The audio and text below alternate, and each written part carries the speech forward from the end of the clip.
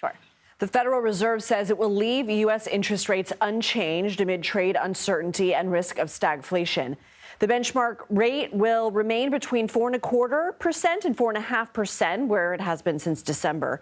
Following the announcement, Federal Reserve Chair Jerome Powell addressed the impact of tariffs in the Fed's decision-making process.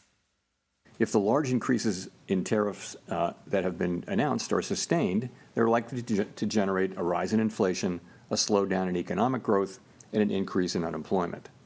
The effects on inflation could be short-lived, reflecting a one-time shift in the price level. It is also possible that the inflationary effects could instead be more persistent.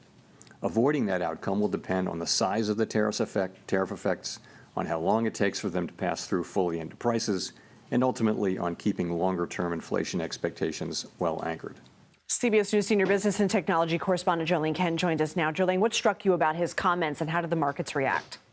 Well, essentially, he said wait and see about a dozen times, and that really was the theme of the Federal Reserve press conference today. The data about inflation and jobs remains really strong in his view, in the view of the FOMC. And so as a result, some of that consumer sentiment that we're seeing and feeling, consumer confidence all being down, hasn't reflected itself in the hard data, so to speak. And so that's why the Fed held rates today. So essentially what that means for people who are borrowing money, it will remain quite expensive when it comes to car loans, credit card debt, and of course, mortgage rates, unlikely to move very much. And you asked Powell what could prompt a rate cut. Let's listen. For Main Street, what is the breaking point? What would have to happen to prompt a rate cut specifically?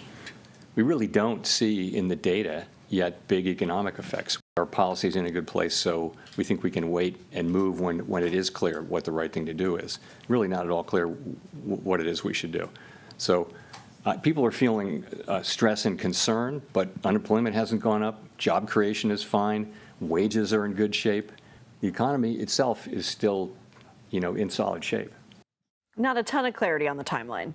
Not a ton of clarity, that's right. And if you look at the CME Fed tracker, for example, we knew that rates were most likely going to be held today. We now really do think that it is likely that rates will be held again in June. Maybe you get a cut come July. But what Chair Powell is waiting for is to see how the tariffs actually impact the economy when it comes to the labor market, which means jobs and layoffs, and inflation, which means the price that you are paying at the grocery store or for your car and whatnot. He's not seeing that bear out yet. But when we talk to small businesses, they say, look, we are affected. We are not waiting and seeing. We are seeing now when it comes to what's happening in their warehouses and what they're able to get from China, for example. Jo Ling Kent, thank you.